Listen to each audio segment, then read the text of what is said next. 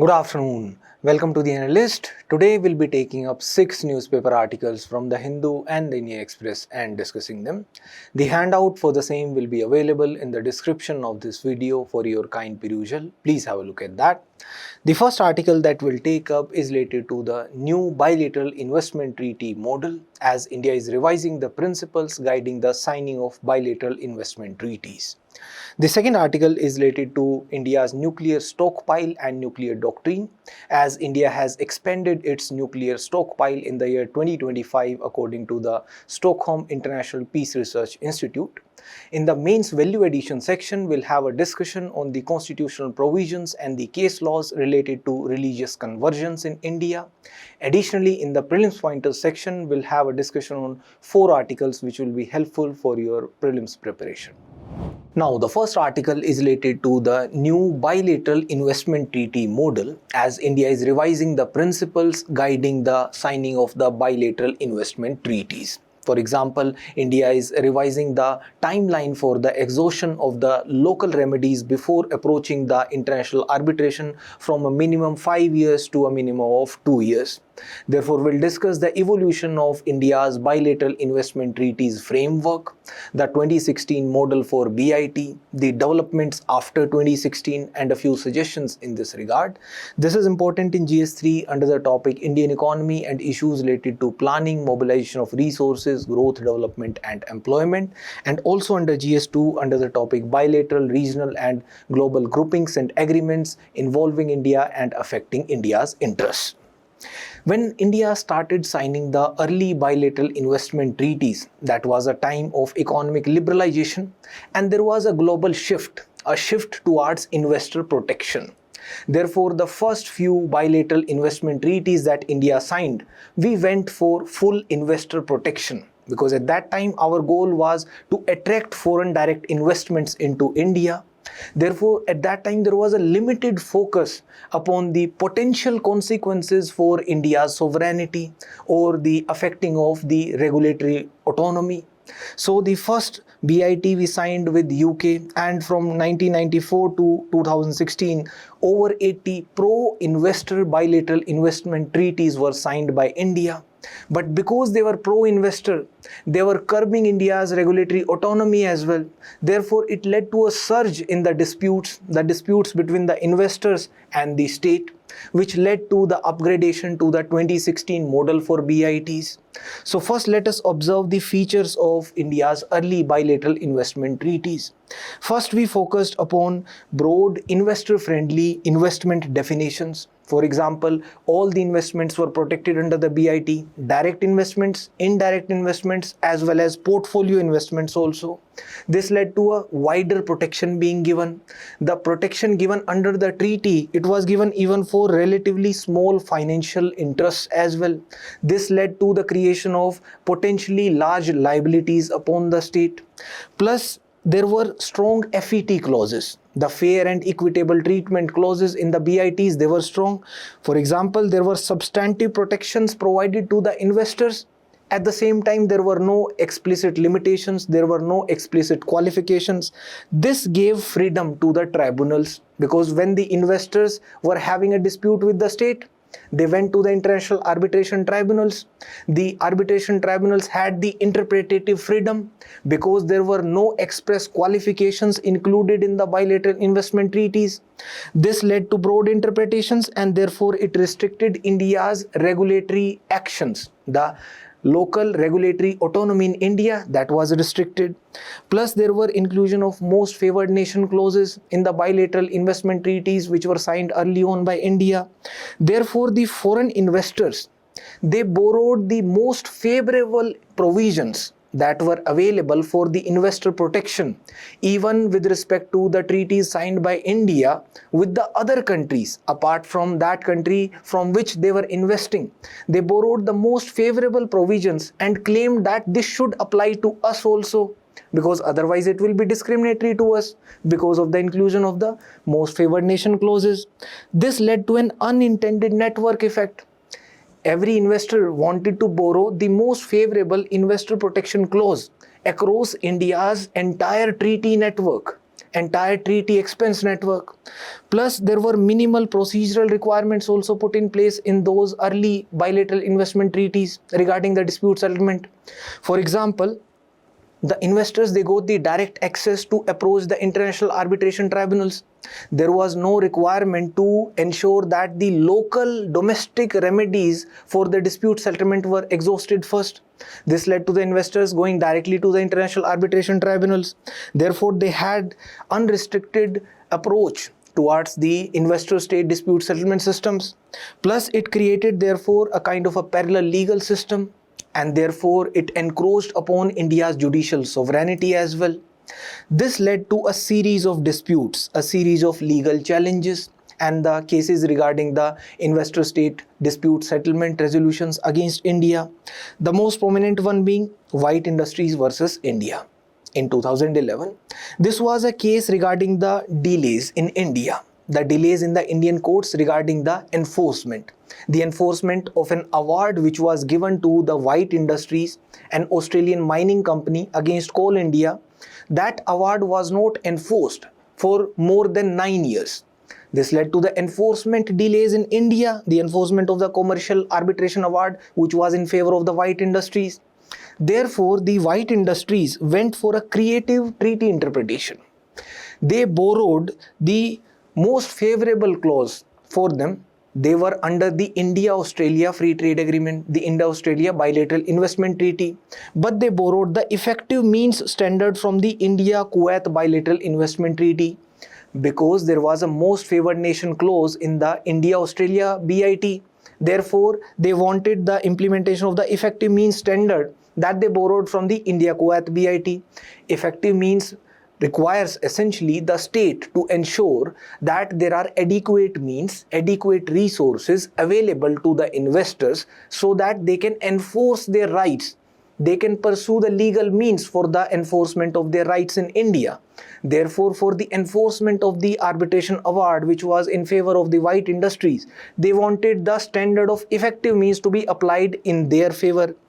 And therefore, it led to an expansive reading of the most favored nation principle. Therefore, it led to the investors cherry picking the clauses which are most favorable for the protection of their interests, whether it was included with the bilateral investment treaty with that country or not, and if it is there in the bilateral investment treaty with India and any other country, they will be able to apply that. This was the most broad interpretation of the most favored nation principle. This led to India coming up with the new model BIT, the model BIT of 2016, to ensure that we are reclaiming our regulatory autonomy. We are not tilting the balance completely in favor of the investor protection only. There was another case, the Vodafone International, the Cairn Energy case also, the Antariksh Devas case also. These were the cases related to retrospective taxation. And there again, India faced setbacks in the international tribunals. The awards were given against India, and therefore India's fundamental authority to determine the tax policies, these are core sovereign functions, that was affected. These cases further pushed India towards the upgradation of the BITs by utilizing the new model BIT of 2016. Therefore, till 2019, dozens of BITs were terminated by India, and the upgraded BITs were signed with several countries, for example, Brazil, UAE, Australia, etc., on the lines of the upgradation of the model BIT of 2016. Now let us observe what does the model of 2016 for the signing of BITs provide. This is essentially to ensure that we are reasserting our state sovereignty, our regulatory autonomy, not completely abdicating it. First, it updated the definition of investment. For the definition of investment, we moved away from the asset-based approach. Rather than going for the asset-based approach, we went for the enterprise-based approach. This had two implications for defining the investment under the BIT. First, the enterprises which were legally constituted in India, only they can bring in the claims for availing the protection under the BITs. Plus, on top of it, the investments had to serve certain characteristics. They had to fulfill certain characteristics. Only then they can be characterized as investments under the BIT for protection under the treaty, for availing the benefits under the treaty. Therefore, this definition was narrow, but at the same time, this was ambiguous as well, the definition of investments under the bilateral investment treaty for their protection. Because it was ambiguous regarding the various characteristics of the investments needed to be fulfilled, therefore it led to the room for interpretation, the interpretation by the tribunals. This led to the arbitral discretions also. At the same time, the 2016 model reduced the protections available for the investors, substantive protections. For example, the most favored nation clause that will not be used further. Similarly, the protections by utilizing the fair and equitable treatment, they were also not included in the subsequent treaties. Plus, there was an exhaustion of local remedies requirement put in place, that before an investor, in case there is a dispute between the investor and the state, before an investor approaches the international arbitration tribunals, they have to first mandatorily exhaust the local remedies, approach the Indian judicial system first. After that only they can go for the international tribunals. For that, they can approach the Indian courts, and minimum 5 years domestic litigation will be required. But there were concerns. For example, as per the World Bank's ease of doing business ranking also, India was faring poorly regarding the enforcement of contracts. India was ranked at 163rd place in the ease of doing business for the enforcing of contracts specifically, as India was taking on an average of about 4 years, specifically about 1445 days to resolve the contractual disputes in India. And in case an investor wanted to bypass the local remedies clause, the local remedies exhaustion exemption they wanted to avail, then they had to prove, the investor had to prove that there is no available domestic legal remedy which is capable of reasonably providing any relief. Only then the domestic legal remedies requirement could be exempted. Now, what happened after 2016? There was a shift in India's approach from the earlier investor-centric approach towards the protection of the regulatory autonomy. Therefore, we terminated various BITs and renegotiated. And in March 2023, specifically, we served termination notices to 68 countries, and therefore we effectively terminated the existing BITs back to 1990s itself, and we proposed renegotiations based on the 2016 model BIT of India. Now, it had an impact on India's investment climate also, because when the investors are not assured that their investments in India will be protected, why will they invest in India? So let us observe the relationship between the BIT and the FDI, the foreign direct investments in India. The individual signing of the BITs, the updated BITs, it had a limited influence upon the FDIs into India. Why? Because the investors, they started investing by utilizing another jurisdiction, by investing through another country with which India had an active treaty. But the cumulative effect of a series of upgradation of the BITs, it had a very statistically significant effect upon India's FDIs. The cumulative effect of the signing of the BITs, the upgraded BITs, this had an effect upon the FDI, the lowering of FDI effect. But the comprehensive investment protection ecosystem was needed, and the network of agreements will create that comprehensive protection of the ecosystem, the investment protection ecosystem. The actual investment flow, although, was contrary to the expectations. For example, the actual investment flow in terms of FDI into India was about $596 billion from 2014 to 2023. This is often termed as the golden era for FDIs coming into India, because this was twice the inflow which was observed during the phase of 2005 to 2014.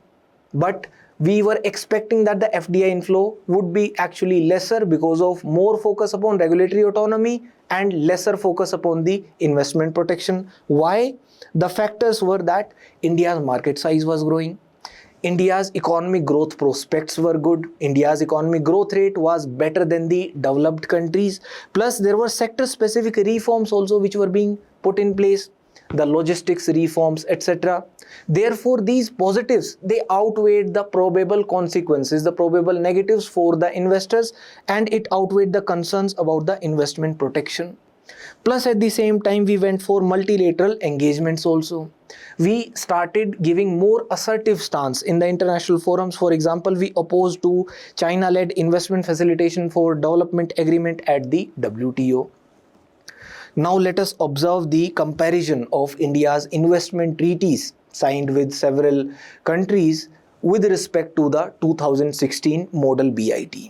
When we observe the comparison in terms of investor protection rules, then we can see that we have omitted the fair and equitable treatment, the full protection FPS clauses with several bilateral investment treaties, for example, the CEPA with India UAE, the India Australia ACTA, India EFTA, TEPA, etc. And this was included in a limited form in the bilateral investment treaties model of 2016. Similarly, the FMN clause, the most favored nation clause, was dropped after the 2016 model BIT, and the ISDS mechanism, the investor state dispute settlement mechanisms, they were not included expressly, that the investors, they were not able to access the international arbitration. These express clauses were omitted from the BITs in the India UAE, India Australia, and the India EFTA TEPA also. And focus was more upon the regulatory autonomy, and this was preserved through the India model BIT of 2016 as well. And the policy intent therefore is to ensure that there is domestic flexibility, there is protection of regulatory autonomy in India, and therefore the focus was shifting towards the India's sovereignty concerns and regulatory autonomy concerns. Now, why do we need to update the model BIT? What is the rationale for reforming it? Because recently we terminated 44 BITs. What did it lead to? It led to the investors rerouting their capital. They did not invest their money from the countries with which we terminated the BITs. They rather routed it to another country with which we had an active investment treaty, and then they started investing from there to ensure that their investment remains protected. Plus, the model BIT that we had in place since 2016, it definitely preserved regulatory autonomy, it definitely preserved regulatory sovereignty, but it also introduced excessive rigidity. For example, it introduced mandatory 5-year exhaustion of the local remedies in terms of timeline. Similarly, it excluded the most favored nation treatment and narrowed the definition of investment. For example, certain characteristics had to be fulfilled for it to be categorized as investment for getting the benefit of protection under the BITs. Similarly, the recent practice has been to exclude the investment protections provisions entirely altogether. But when we look at the global trend, it has rather gone for reform rather than abandoning the investor protection entirely. For example, we can observe the provisions of CPTPP, the provisions of the FTAs that Europe has been signing recently. Therefore, we need a recalibrated approach to ensure that we are maintaining a balance rather than tilting it from investment protection towards completely regulatory autonomy. We need a balance between both. So what are the suggestions that we can give as guiding principles? First, we need to ensure that there is a balance between protection and regulation. For that, we need to ensure that we are going for precise drafting rather than providing for blanket exclusions which will drive away capital from India. We can build in exceptions, go for precise drafting, and ensure that the rights and obligations of both the regulators, the domestic regulatory authorities, as well as the investors, they are both protected. Similarly, we need to ensure that there is procedural transparency and efficiency. For example, for the investment dispute resolution system, there needs to be early resolution. For that, we can ensure that there is speeding up of the domestic litigation. There are lesser procedural barriers, plus there are filtering mechanisms to ensure that the frivolous cases, they are not filed. Frivolous disputes, they should be filtered through well-designed filtration mechanisms. And we need to ensure that the sustainable development is integrated along with investor protection in the BITs. For example, the ESG consideration should be there. They should be there to require the substantial protection as well as in terms of the procedural limitations. Plus, it should be beyond the CSR clauses only, the corporate social responsibility clauses only, to ensure that the commitments, the obligations of the investors are in line with India's climate objectives. Plus, we need to ensure that there is institutional flexibility and adaptation. For that, there needs to be a regular review, regular audit of the model BIT. Plus, you can give some specific recommendations also, the clauses that can be included in the future BITs. For example, the definition of investment and investor. These can be based upon substantive business activities test. It is employed by Europe also, that they can be categorized as investor or their investments as investments under the BIT if they are actually having substantial business, to prevent the formation of the shell companies, to prevent the misuse of the bilateral investment treaties and the protections awarded under the BITs for the investments, and to prevent therefore the treaty shopping. For that, we can go for even the denial of benefits in case there is an abuse of the treaty provisions. And plus, we can also explicitly include certain aspects, for example, technology transfer, intellectual property arrangements, because these are actually contributing to the development of productive capacity in India rather than only the financial instruments and the rerouting of capital. Plus, we need to ensure that there is fair and equitable treatment also. We should not completely abandon it, rather ensure that it is there in a limited format. For example, we can limit the fair and equitable treatment standard if there is a denial of justice, for example, in the civil, criminal or administrative proceedings, or there is a fundamental breach of due process, or there is a manifestly abusive treatment. Plus, regarding the most favored nation clause also, it can be introduced as a qualified clause to ensure that the substantive only provisions may be introduced under the most favored nation clause. The procedural entitlements may be excluded. For example, the access regarding the investor state dispute settlement, the arbitration modalities, timelines regarding this MFN may not be applied. There can be exceptions created to MFN to ensure that there is competitive parity. The investors do not feel that they are having less favorable treatment as compared to investment from other jurisdictions, from other countries. At the same time, there is no interpretative overreach, so that the arbitral tribunals, they are not able to apply such protections from one treaty to another treaty. Plus, we can carve out exceptions for the agreements with the developing countries, that the MFN provision will apply only to the bilateral investment treaties with the developing countries. When we are going for such specificity, such specific provisions, it prevents the tribunals from expanding its interpretation, from expanding its application. This will ensure that the MFN clause will not apply to the BITs with the developed countries.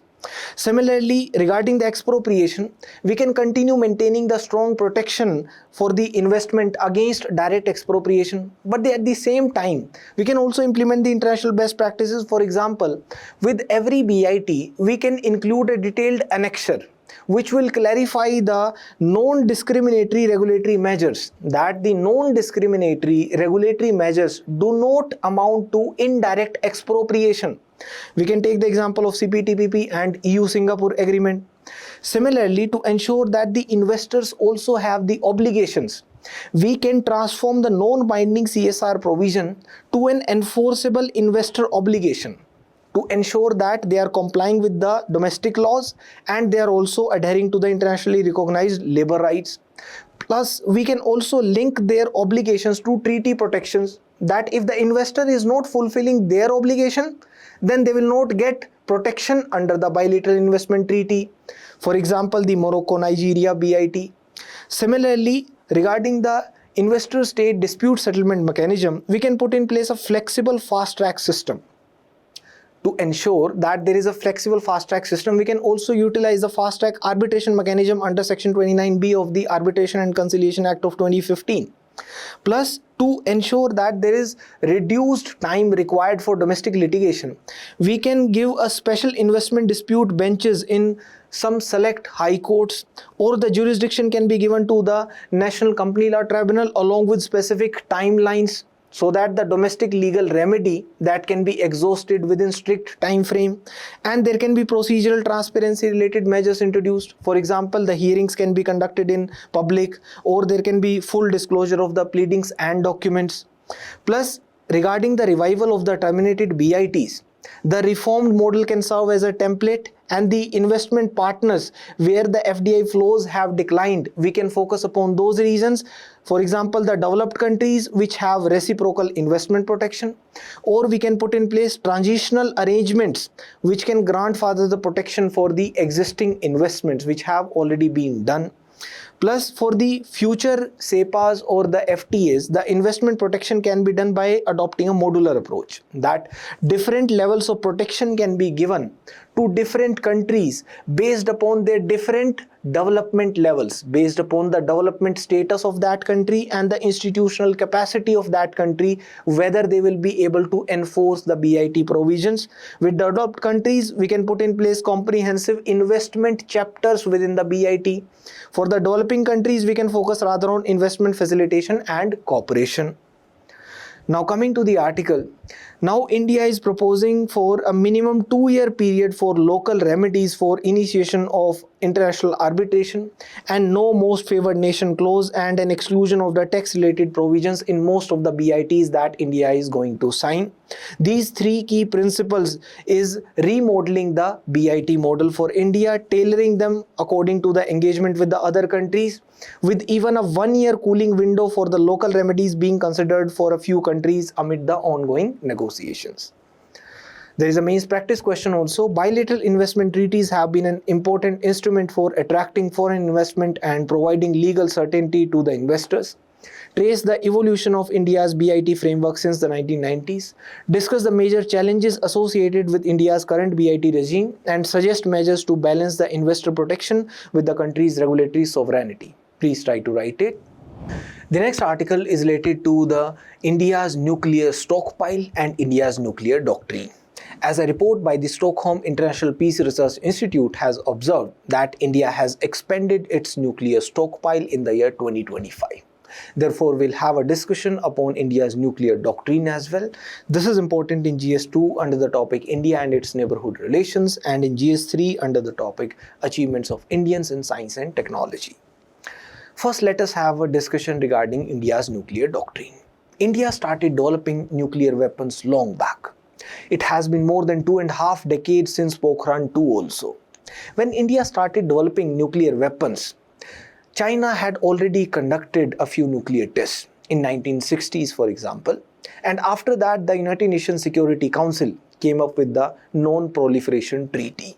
The Non-Proliferation Treaty, the NPT, was to ensure that there is non-proliferation of the nuclear weapons, that no other country should develop it, and it was to ensure disarmament therefore, and at the same time ensure the right to peacefully use the nuclear technology. But the NPT was discriminatory because it legitimized the monopoly of the P5 nations upon the nuclear weapons, that only the permanent 5 members of the United Nations Security Council will be legitimately able to hold the nuclear weapons, develop them, test them. The other countries will not be. Because of this discriminatory nature, India did not sign the Non-Proliferation Treaty. Therefore, India conducted even a peaceful nuclear explosion in 1974. It was criticized by the other countries, but we had to conduct Pokhran 2 also in 1998. Why? Because we were living in an increasingly nuclearized neighborhood, with China conducting nuclear tests and also a constraining non-proliferation environment. Therefore, we had to openly admit it, as well as was openly admitted by Shri Vajpayee at that time. But at the same time, we wanted to ensure that we are not sanctioned. We wanted to escape sanctions, and we wanted to ensure that the world does not see India from a malicious point of view, that India does not have any malicious intentions. Therefore, simultaneously, we came up with a nuclear doctrine, prominently emphasizing upon the no first use.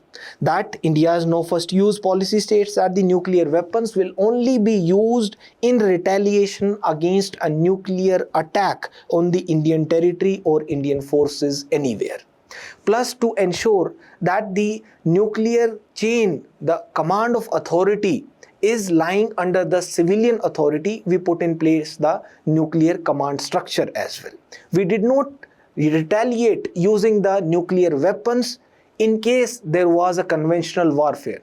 For example, first there is a sub-conventional warfare like terrorist attacks conducted by Pakistan against India, ceasefire violations, etc.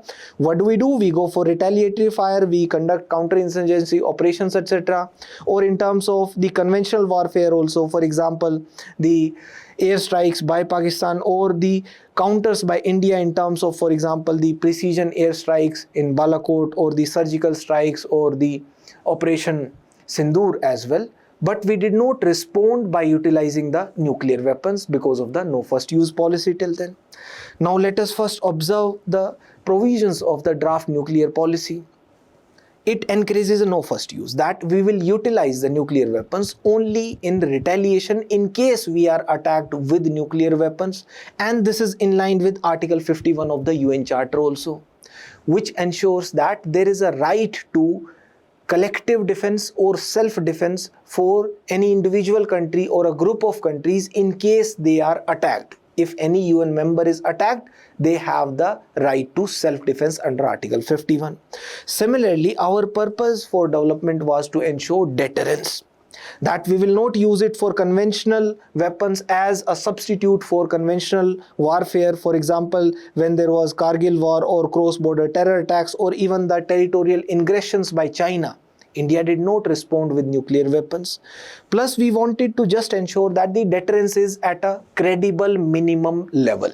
It must be credible, but at the same time, it must be at a minimum level only, because we did not want to enter into an arms race, a nuclear arms race for having the larger size for the nuclear arsenal, because it will anyway be costly.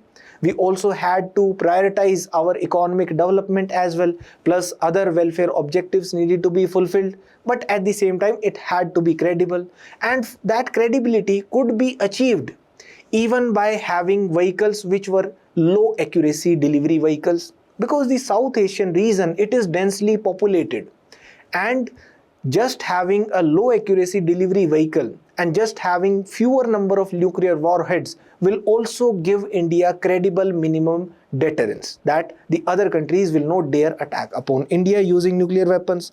Plus, we had the national security objective, that we want to ensure global, verifiable and non-discriminatory disarmament.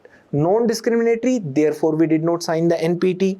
Plus, we ensured that the nuclear weapons, their deployment was under the civilian control, that the civilian control, for example, the political authority headed by the Prime Minister, the Executive Council headed by the National Security Advisor, and then the Strategic Command Forces. Plus, we also wanted to ensure that we had the capability for massive retaliation. In case if we are attacked first using nuclear weapons, the damage that we will cause in terms of retaliation, that will be unacceptable. But we will have the policy of non-use of nuclear weapons against the non-nuclear weapon states. These were ensuring that India has the credibility across the international forums, and India is not sanctioned. So why the no first use policy? This avoided giving provocative signals, especially to China, for example. Plus, it ensured that India is not entering into any arms race, because we did not have enough funds also. We wanted to prioritize development and welfare. Plus, we wanted to get the membership of NSG, although we got a waiver of NSG, but for getting the membership of UNSC also, the United Nations Security Council, we maintained our credibility. Plus, we functioned as a responsible power by keeping the disarmament goal as well as ensuring regional balance at the same time, by ensuring that there are minimum tensions because of the development of nuclear weapons by India. But there are certain arguments against the no first use policy also. For example, it is often seen as an antidote to the alleged conventional inferiority. For example, the alleged conventional inferiority to China. But if there is no first use, then we won't be able to use it unless China uses it first, in case there is a war with China. Plus, it is restricting India's military options, and it is rejected by other nuclear states also. Ultimately, security is a dynamic concept. Even Shri Rajnath Singh has observed in the past that no first use policy is not written in stone. Rather, India's tryst with the nuclear weapons development has been a period of peace, a period of restraint, a period of maturity. Therefore, India's approach has evolved over a period of time. We have been focusing upon the development of military capability, although we have also updated our doctrines by using a combination of both offensive defense and defensive offense. For example, in the words of Ajit Doval, if you do another Mumbai, you will end up losing Balochistan. Let's also look at the delivery systems which will be needed in case there is a need for the deployment of the nuclear weapons by India. We have the nuclear capable aircraft, the French manufactured Mirage 2000H named Vajiram, the British French designed Jaguar named Shamsher, the nuclear capable Rafale fighter bombers from France that we purchased from France in 2016, they could be converted to serve a nuclear role. The land-based ballistic missiles, the medium range Agni 2, 3 and 4. The intercontinental range Agni 6 which is under development. The sea-based ballistic missiles, for example K-15 submarine launched ballistic missile, also the K-4 SLBM which is under development. Now coming to the article, India's nuclear stockpile has increased from 180 warheads to 190 warheads by early 2026 as observed by a report of the Stockholm International Peace Research Institute. The report has also highlighted that India's ongoing nuclear modernization program is increasingly focusing upon long-range weapons capable of reaching targets across China while continuing to address the security concerns arising from Pakistan as well. And India is ranked only behind USA, China, Russia and Germany in terms of defense spending, and India also remains the world's second largest importer of major arms during 2021 to 2025 period, accounting for about 8.2% of global arms imports. The other large arm importers are Ukraine, India, Saudi Arabia, Qatar and Pakistan, collectively accounting for 35% of the global imports during this period. Also, all 9 nuclear armed states, the US, Russia, UK, France, China, India, Pakistan, North Korea and Israel, they continue to modernize their arsenals and increasingly rely on nuclear weapons as the instruments of their power. Globally, the 9 countries possessed an estimated 12,187 nuclear warheads at the start of 2026, of which around 9,745 were held in military stockpiles for potential use. There is a mains practice question also highlighting the salient features of the draft nuclear doctrine of India. Discuss whether we should continue with the no first use policy in an increasingly nuclear environment. Please try to write it. The next article is related to the religious conversions in India. Why are religious freedoms required first? The religious freedoms are guaranteed in the constitution. There is the explicit constitutional provision under Article 25. Apart from that also it is provided for indirectly through various fundamental rights. First let us observe why the religious freedoms are needed. It is provided indirectly through Article 14 providing for the right to equality.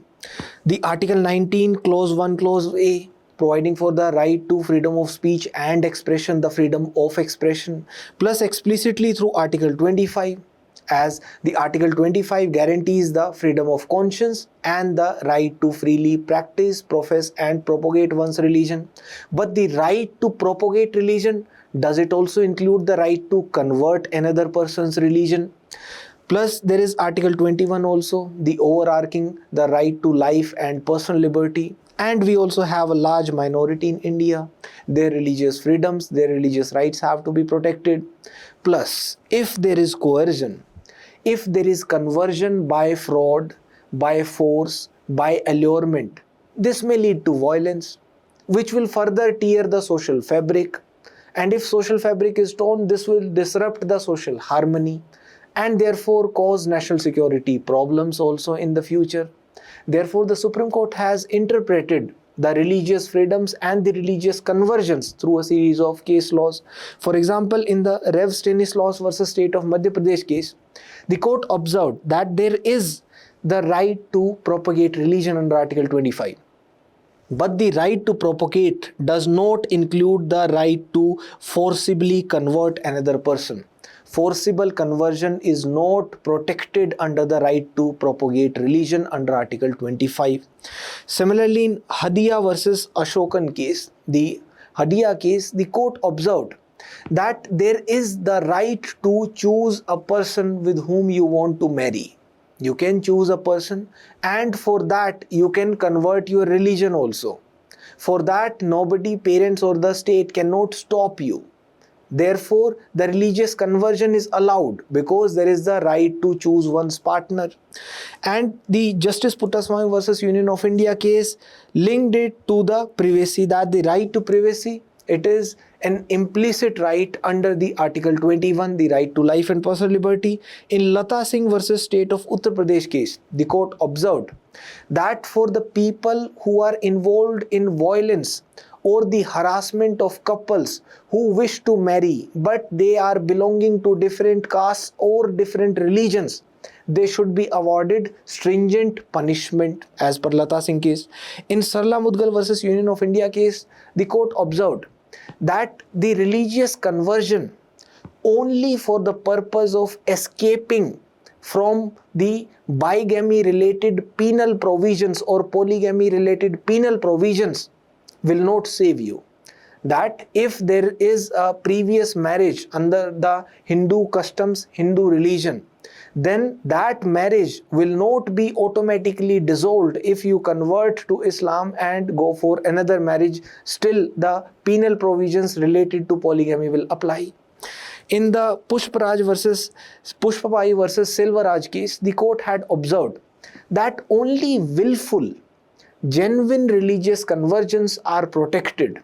But if there are any forcible conversions, they will not be protected and they will be penalized.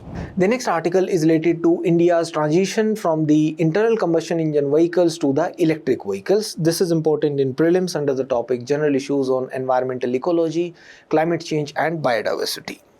First, let us observe the benefits of the electric vehicles. The EVs have lesser maintenance as compared to the internal combustion engines because of fewer moving parts, and they serve as a good alternative to the internal combustion engines, particularly at a time when the petrol and diesel prices are rising. Internationally, the global crude oil prices have been rising, and the Indian government has to provide for more subsidies to ensure that the petrol and diesel prices in India do not rise for the consumers.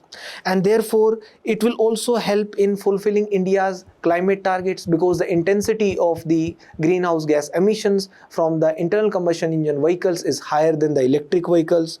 And also it will ensure that the geopolitical tensions which are affecting the crude oil prices, which has been rising internationally, this will not disrupt India's logistics and India will be safe from that. Plus the future innovation in mobility that will be coming in the segment of electric vehicles. This will also benefit India's regional industries which are contributing to the homegrown manufacturing. Therefore, it will lead to the creation of employment in India, the production as well as the charging infrastructure, and in the long run, because of the rising urbanization in India, we will need sustainable transportation solutions. But at the same time, there are certain challenges of the electric vehicles also. For example, the charging infrastructure still remains inadequate, which leads to the perpetuation of the range anxiety. Plus, there are slow chargers. The slow charging takes 12 hours using the slow charger, and we need a stable policy for the EV production also. Because the EV production, it is a capital intensive sector. There are few players right now, and the long term planning is needed for the investors to even break even. And there are technological challenges also. For example, the batteries, the semiconductors as well as controllers. Further research and innovation is required.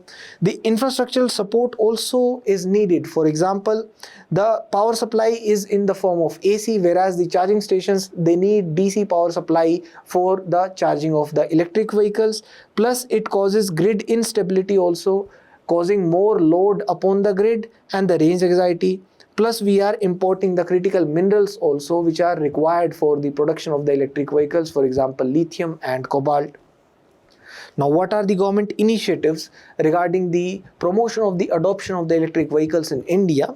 First, there was the FAME India scheme. The phase 1 was launched from 2015 to 2019. The phase 1 focus was upon the generation of demand for EVs. for the promotion of advancement of technology, and pilot projects were adopted and the charging infrastructure was developed. The second phase from 2019 onward focused upon the adoption of the EVs for the public transport, the shared transport electrification. And then there is the PLI scheme, the production linked incentive scheme, promoting the domestic manufacturing of advanced auto technology, which has a target of achieving $5 billion investments in 5 years. Plus the electric mobility promotion scheme launched in 2024 with a focus upon electric two-wheelers and electric three-wheelers adoption. The battery swapping policy, providing for the standardization in the battery specs for two-wheelers and three-wheelers, ensuring battery safety, ID tracking and the recycling norms to ensure that there is standardization. There are other initiatives, for example, tax benefits are provided, the GST rate was cut for the EVs, for the charging stations also in the past, and the customs duty was waived for the lithium-ion cell machinery as well. The road tax waivers were provided to reduce the on-road cost for the electric vehicles. The registrations and permits leeways were provided, for example, green license plates were provided for the EVs and no permits were required for plying of the electric vehicles. The next article is related to the solar power schemes. This is important in prelims under the topic economic and social development, ensuring sustainable development. First, let us observe the schemes launched by the government for promoting the solar power adoption in India. There is the Pradhan Mantri Surya Ghar Muft Bijli Yojana, that is having the aim of installing 1 crore rooftop solar installations, which has achieved more than 8 lakh solar installations. It provides for free electricity up to 300 units per month and cash subsidy as well for the installation of the equipment. There is a PLI scheme for the National Program on High Efficiency Solar Photovoltaic Modules to encourage their manufacturing in India. The Solar Park scheme provides for the establishment of 50 solar parks with a capacity of more than 500 megawatts of solar power generation. It provides financial aid to the states for large-scale solar park deployment. Under the PM Kusum scheme, the solar pumps are also promoted to ensure that the irrigation pumps are getting their power from the solar panels. The Canal Bank and Canal Top scheme provided for the establishment of 100 megawatt floating solar project in Ramagundam. The Atal Jyoti Yojana provides for the solar street lighting and the overarching framework of National Solar Mission as well as various viability gap funding schemes also. There are more steps taken by the government for the solar power promotion in India. For example, the FDI up to 100% is allowed under the automatic route. There is the International Solar Alliance also. The waiver of interstate transmission system charges is provided for the projects to be commissioned by 30th of June 2025. And there are standards provided for the solar photovoltaic systems and devices, and the power is dispatched against the letter of credit or the advance payment. This ensures that there is timely payment for the generators of renewable energy, for the generators of solar power by the distribution licensees. And there is the green term ahead market also, which ensures that there is the sale of the renewable energy, including the solar power also, through the exchanges. Now let us observe the performance of these schemes, particularly the performance of Pradhan Mantri Surya Ghar Muft Bijli Yojana and the PM Kusum scheme. Combined, these two had the target of installing 40 gigawatt of solar power by the end of the current financial year. But they have achieved the installation of just 13 gigawatt of the decentralized solar power, falling behind. Why? Because the free electricity which is provided by various states, it is hindering the adoption of the solar power generation. For example, there are power subsidies which are provided by the states. The power subsidies provided to the domestic consumers and the agricultural consumers. Like in Punjab, 300 units free monthly is provided to the domestic consumers, and for the agricultural tube wells it is provided completely free. This led to a huge power subsidies burden upon the state of Punjab, and the power subsidy bill last year was more than 20,000 crore rupees. Similarly, there was a lower offtake of the solar power, and the scheme in Tamil Nadu and Karnataka and Delhi because they also provided for subsidies. For example, Karnataka subsidy bill was around 27,000 crores and for Tamil Nadu also it was more than 15,000 crores. Therefore, the consumers have no incentive to spend on the upfront installation cost. The upfront installation cost for the solar power itself is more than a lakh. And the Ministry of New and Renewable Energy has also observed that the effective electricity tariff for the domestic consumers is near zero in many states. Now, what do we do as a response? Can we give more subsidies? For example, in the states of Uttar Pradesh and Rajasthan, they also have highly subsidized power, but they have done remarkably well in terms of the offtake under these two schemes. For that, therefore, we can give additional financial incentives on top of the existing benefits under the scheme. Then it will become easy for the consumers to buy the equipment and switch to solar power. This additional fiscal incentive, additional financial incentive will be a one-time expenditure for the state as compared to the unending perpetual recurring liability of the power subsidies. Plus, it is linked to the climate change also. For example, the decentralized solar power, it is crucial for our transition to the green energy. And the power demand, it is expected to continue rising because the population also demands more power.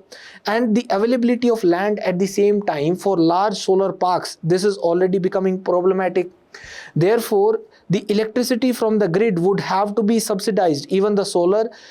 At the same time, this subsidy will need to be continued because it is a politically sensitive issue. Therefore, why don't we give additional incentive, more subsidy for the installation of the solar power? Because if the Surya Ghar Muft Bijli Yojana, if it is fully implemented, as per the estimates committee of the parliament report, if it is fully implemented, this will save about 75,000 crore rupees every year in terms of the electricity costs for the government. And the solar power is now set to take over from the hydroelectricity as the second largest power of source for India. The next article is related to the National Family Health Survey 6. This is important in prelims under the topic Economic and Social Development. First, let us observe the indicators which have been removed from the National Family Health Survey 6 as compared to the previous NFHS 5. The NFHS is commissioned by the Ministry of Health and Family Welfare. The NFHS 6 has collected data on 101 indicators as compared to 131 indicators for the NFHS 5. Some indicators have been dropped, for example, anemia, mortality, sex ratio at birth, sanitation, clean cooking fuel, etc. The data has been collected from about 6.8 lakh households across the states and union territories. The preliminary positive findings are that the mothers getting more than 4 antenatal checkups have increased. There has been an increase in the institutional births. Women's internet usage has also increased, but there have been certain declines also. For example, the exclusive breastfeeding of infants under 6 months has decreased by 8%. The modern contraceptive usage has also declined from 56.4% to 52.7%. The previous surveys, if you observe, they have been additive by design. They kept on editing more indicators but now it has been decreased. The NFHS 4 in 2015-16 had 114 indicators and it added the district level estimates and tablet based digital interviewing. In NFHS 5, the preschool education, disability, access to toilet facility, death registration, bathing practices during menstruation, methods and reasons for abortion, etc. were included, therefore leading to 131 indicators data being collected. But NFHS 6 brought down the number of indicators, although some new questions were included regarding the direct benefit transfer, the membership of self-help groups, digital literacy and financial transactions, etc. Now, why was anemia dropped specifically? Previously, there was a worsening picture which was projected between NFHS 4 to NFHS 5. Among children, the anemia had increased from 58% to 67%. Among women from 15 to 49 years of age, it had increased from 53% to 57%. Among pregnant women also, it increased from 50.4% to 52.2%. But there were big drops, for example, in Assam from 35% to 68% anemia, in Mizoram from 19% to 46%. And this happened despite the government initiative, the Anemia Mukt Bharat campaign in 2018. The reason for dropping the indicator given was that the data is not being collected properly, that the NFHS measures the hemoglobin from the finger prick blood sample, which is read on the portable analyzer.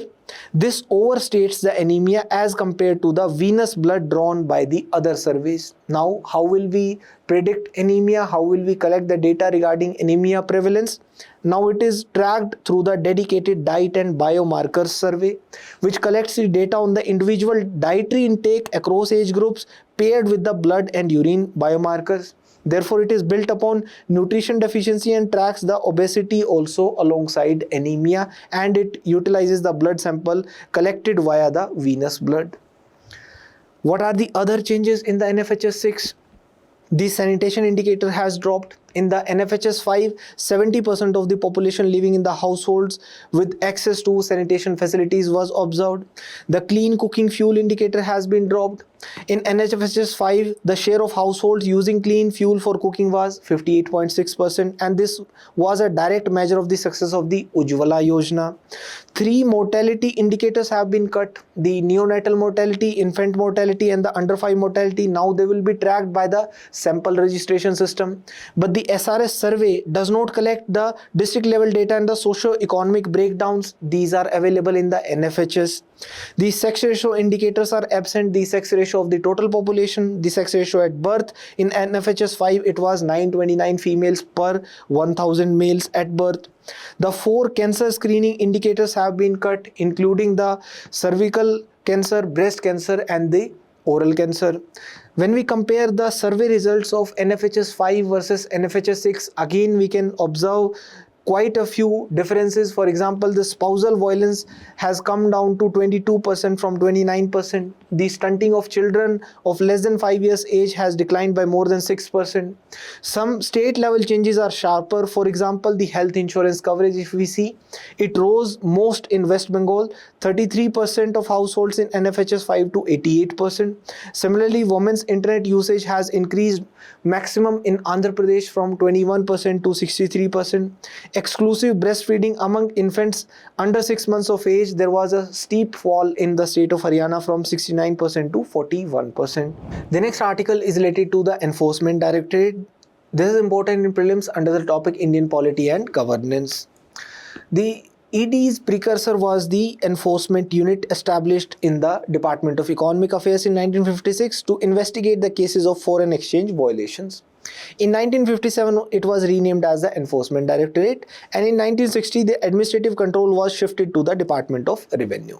In terms of organizational structure, it has the headquarters in Delhi. It has 5 regional offices in Mumbai, Chennai, Chandigarh, Kolkata, and Delhi, and there are 27 zonal offices also, for example, in Hyderabad, Gurugram, etc. In terms of its composition, it comprises of directly recruited officers, plus some officers are drawn from the government services, that is Indian Revenue Service, IPS and IAS. The director of the ED is appointed by the central government on the recommendation of a high-level committee which comprises of the Central Vigilance Commissioner, the Vigilance Commissioners, as well as the Secretaries of Home, the Secretary of Personnel and Secretary of Finance. The tenure is initially fixed at 2 years, and the DSP Amendment Act of 2021 allows the extensions up to 5 years in 1 year increment at a time. Now, what are the functions of ED? It goes for the enforcement of the economic laws. For example, the implementation of the Foreign Exchange Management Act, the Prevention of Money Laundering Act, and the Fugitive Economic Offenders Act. It conducts the investigation of the financial crimes, including money laundering, bank fraud, forex violations, etc. It also goes for prosecution and adjudication. It has the power to arrest, go for searches, seizures, and the summoning of individuals or the records. And it collaborates with the other agencies, including CBI, Income Tax Department, and Customs. In terms of its jurisdiction, it has a nationwide jurisdiction over any person or legal entity which is involved in any economic crime. It has the powers, but it cannot act suo motu. It can investigate only upon the receival of a complaint or referral, and once a case is registered, then it can seize the assets, make arrests, or initiate proceedings under the Foreign Exchange Management Act or the Prevention of Money Laundering Act. Thank you.